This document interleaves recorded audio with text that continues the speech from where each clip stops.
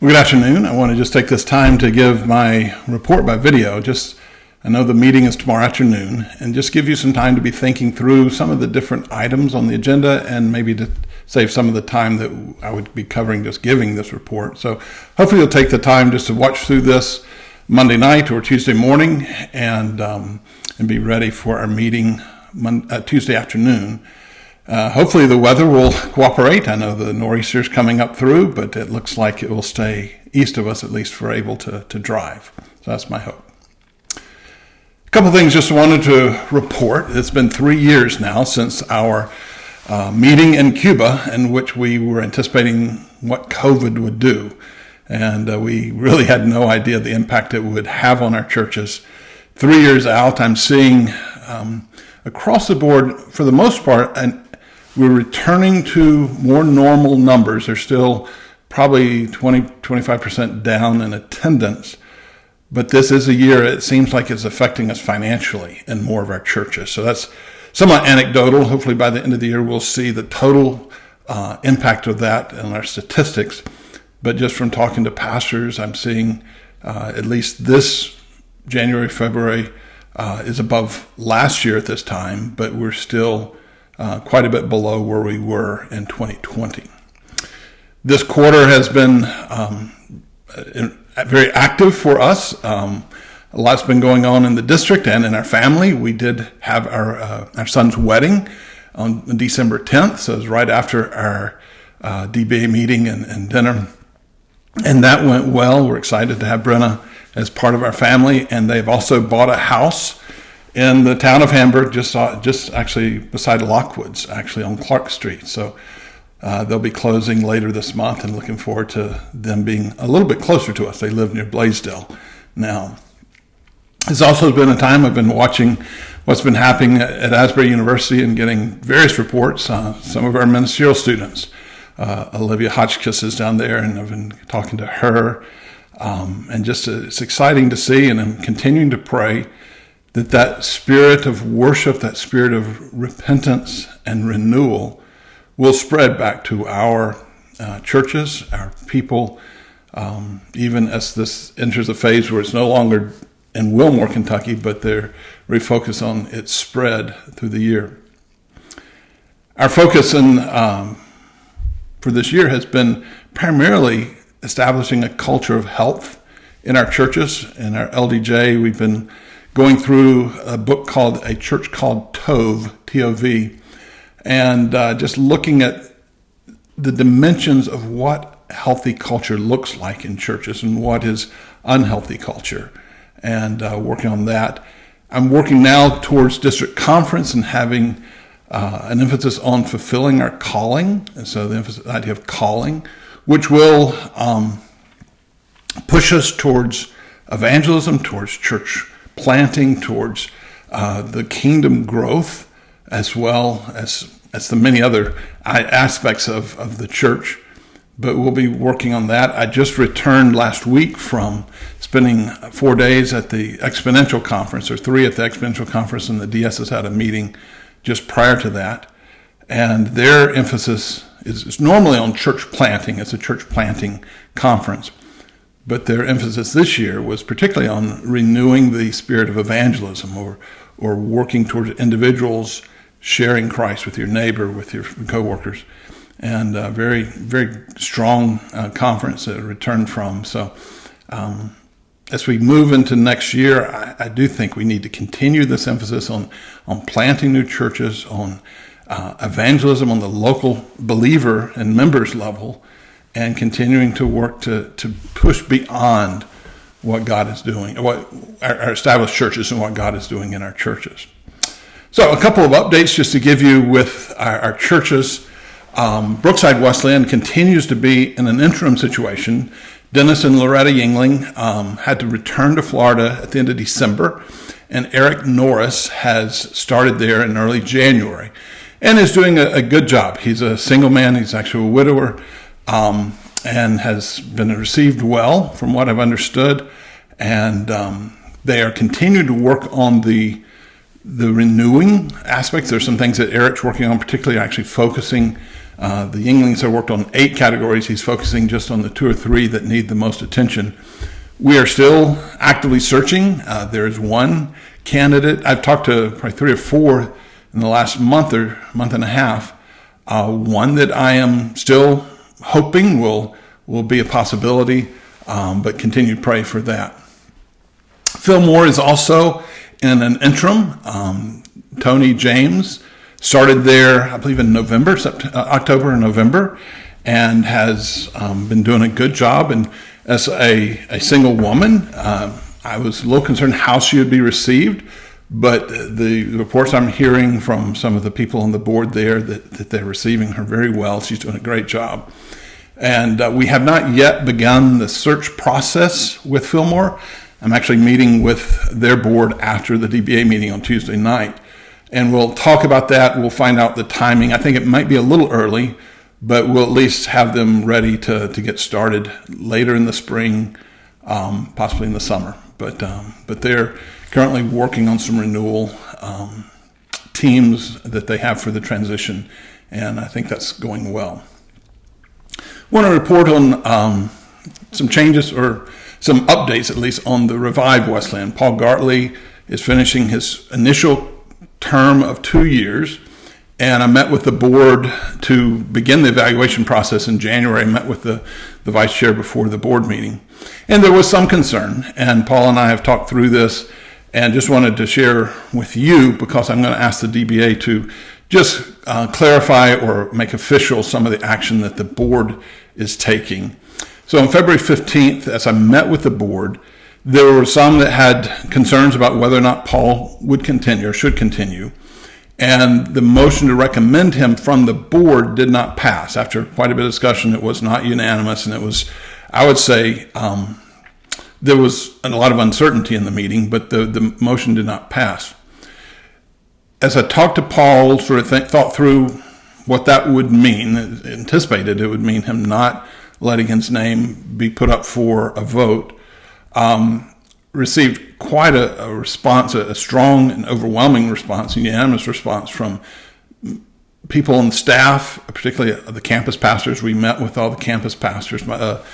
2 board members and myself met with them.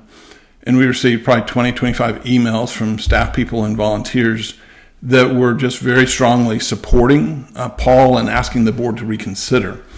So that, plus a couple of board members that had expressed uncertainty in this, we met again a week later, and they have decided, and it was unanimous in this decision, to give Paul more time and more resources in order to succeed. And so specifically what that looks like for them is a request to extend his initial call from the 2 years an additional 12 to 18 months before this decision is brought to the congregation. And possibly, and we're working on this actually today and tomorrow, but working on an interim executive pastor to work with Paul. So it would be from the same organization we get our TIPS pastors, and probably a pastor who is primarily serving as an interim pastor, but coming for a year-long process to go through this assessment program with the church and coach the church, the board, the pastor, the staff through a renewal process for a year, and then also work on an evaluation process that would be more robust, and then between 12 and 18 months later to do another assessment that's a board, and then make a recommendation to the congregation. So all that to say that I am requesting the DBA to approve the extension of the initial call. It's a little bit unusual, but I think we've done it before, and I think with the new discipline, the board has that authority to even do it without sending it to the congregation. But that's what we'll be talking about. So I'm sure there are questions. Paul is actually on the DBA, so he may step out, but I think he's fine to be in there for some of the discussion. But then we'll approve this action of the local board. A couple other churches, just what's going on. Resurgent City has moved to a new location, so they gave up their lease into December for that larger space that they had 24/7 at around $1,800 a month. And they're now renting a smaller space in downtown Buffalo for just $600 a month, and it's just on Sunday mornings. And so the space is ideal for them. It's owned by the Christian Medical and Dental Association, I think is the organization, and just a nice location for them. So some of their equipment has been put in storage at Anchor Church. Some were letting another church, Kingdom Reign, use it. And then we're working with them. They really don't need a lot of equipment where they are. So we will need to work on a sustainable budget for Resurgent City for the next year. Right now, even the stipend that we're giving their pastor, Tim DePorter, might be too much for the church to sustain. So that may involve a change in leadership. But Tim and the team he has is working on that, and we'll be able to update you on the further changes come June. A couple other property updates I want to give you. First of all, the Cheektowaga house, which is adjacent to Zion Quest there, we are doing renovations on it, and it is almost done. Actually, it should be done by the end of this week. Dan Jones has overseen the project, and he'll bring a report on that. We did have some overages over what was initially budgeted by things that, like some of the foundation work that was more than they anticipated, and some were change orders that we requested. And so it should be around $50,000 total. We had approved, I think, originally around $42,000 to $43,000. So those might be a little more than we had originally anticipated. But it looks nice, and I'm working on a rental agreement for Joshua. One thing we'll need to decide is just the rental, the amount of rent for him. And as Dan and I have talked, we thought it'd be better to go ahead and charge him rent and then supplement there with a grant to the church to help him cover that in his salary.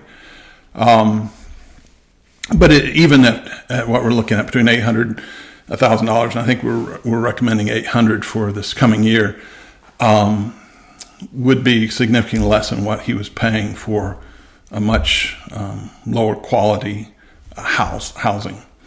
So Joshua is excited about moving in. He did get married, I think most of you know that, in August, and his wife has not been able to get into the country yet. She's still going through immigration, but she is also pregnant, so they're expecting their first child. I'm not sure the due date, but it'll be sometime in the next few months. And so continue praying for them that would all work out. So the other house situation is the East Aurora house, and thanks to Rob Engler, we were able to get an attorney to take this project, and actually it's less than $1,000 that we'll pay them total. We've sent that money to them. They've begun the process a little over 2 weeks ago with a demand for payment, and there's a 14-day demand for payment, and we haven't received anything, and we don't expect to. The next would be the continuing with the eviction process, but the attorney's handling all of that, so I'm just waiting to hear an update from him. We are still on track with some other property. The Belleville property has been finalized. It just hasn't closed yet. And the same with the Centerville Road land, that small quarter of an acre that we're selling to the neighbor, was just final details. I think I believe with both, we've had the state attorney general pass everything or approve everything, and we're just waiting for the closing on what needs to happen. Revive with their 10 acres of land in Springville.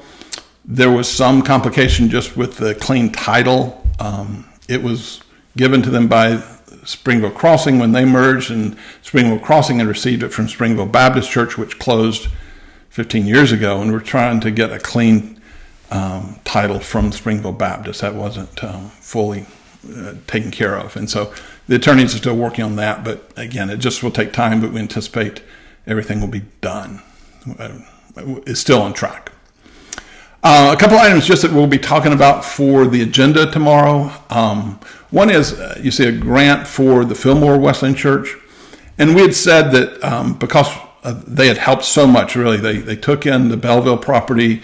Rob Grimes was basically on staff for a couple years. And we at one time had considered just merging the two churches in which they would have the property, but we didn't do that. But with the sale, we want to bless Fillmore Church, and we've gotten probably around $100,000 for the parsonage and the church once the church closes. And so we gave them a $5,000 grant at the beginning of this interim, and they're working on a proposal to fix up the furniture, the parsonage, and also do some renovations, continued renovations in the church. And so we can talk about sort of how big that is. Dan Jones and I have talked about somewhere between $5,000 and $10,000 that we would sort of offer them initially, and if they need a no-interest loan, we might be able to do that on top, but see what they can raise within their own church for that as well. So that's, again, part of the discussion for tomorrow. There also is a proposal from the DBMD on the licensed minister requirements. So the General Conference last year established a position of licensed minister that could be a permanent credential. And so it's left up somewhat to the denomination, the Education Clergy Development Division, and some to the districts on what we would require of people. So if you see a 2-page document in there, it's just the courses that we require, the same courses, or there's one change that the denomination is doing for just to be licensed, but to move to that license and be able to remain licensed, we're adding a few courses to that. And so that's the explanation of that. So we'll discuss that tomorrow and see what questions you have, but be sure to read through or at least look at the document on licensed ministry. We also hope to have time to discuss the youth ministry. We've had this sort of on the back burner for a year or so, and I'd originally planned for John Cole to be at this meeting. He may still be able to join us by Zoom, but he had something come up where he needed to be in Ohio tomorrow. So if not, we may reschedule it for another meeting. I just hate to keep pushing that off. And that's just sort of vision on where do we see the youth ministry? How much of a priority is that?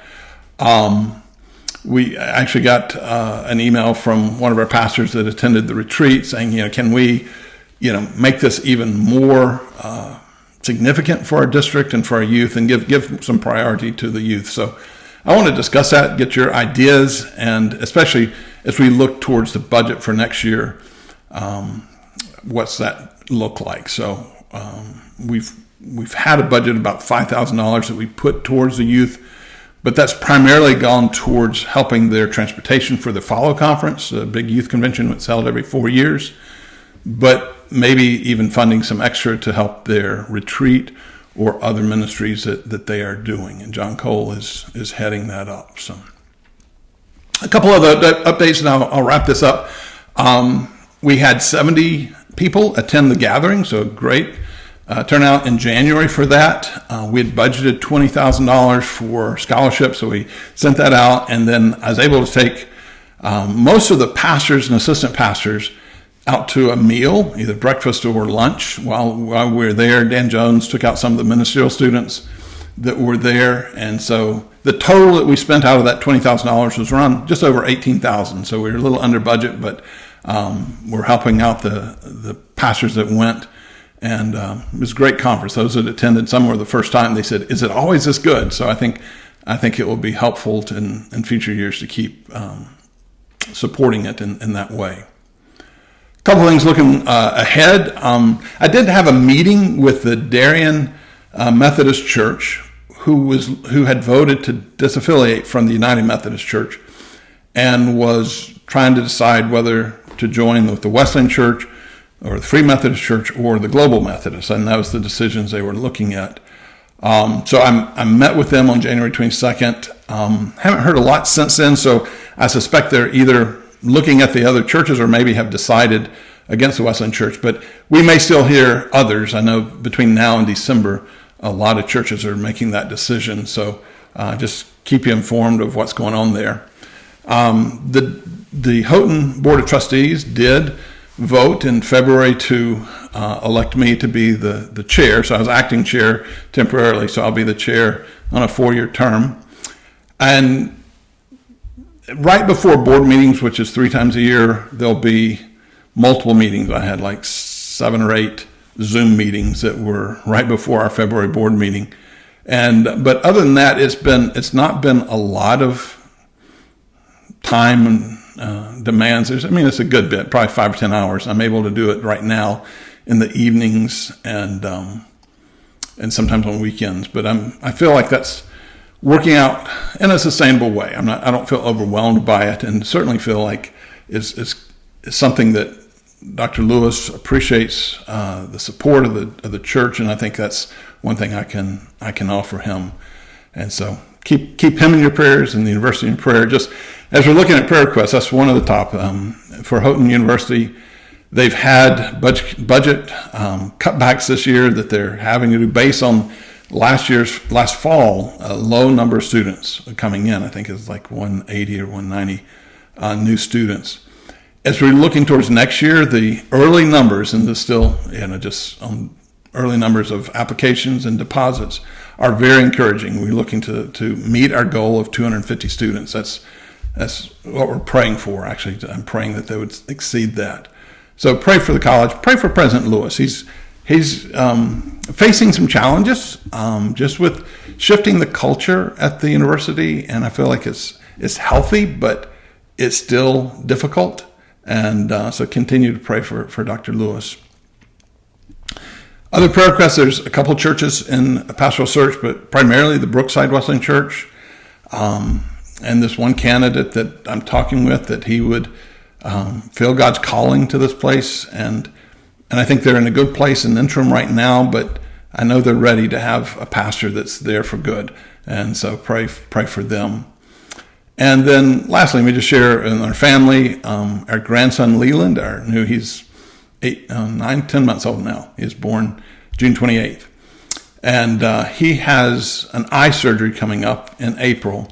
And so just pray for him. His eyes are not aligned, and so he'll do surgery on the muscles around his eye on April 6th. So I'd appreciate your prayers for that. God is good. I'm enjoying my work. I was on vacation a week and then at Exponential last week, so it seems like a lot has gone on. Appreciate you letting me do this report by video. Appreciate the time you took watching it. I will see you tomorrow, and look forward to our time together tomorrow afternoon. God bless.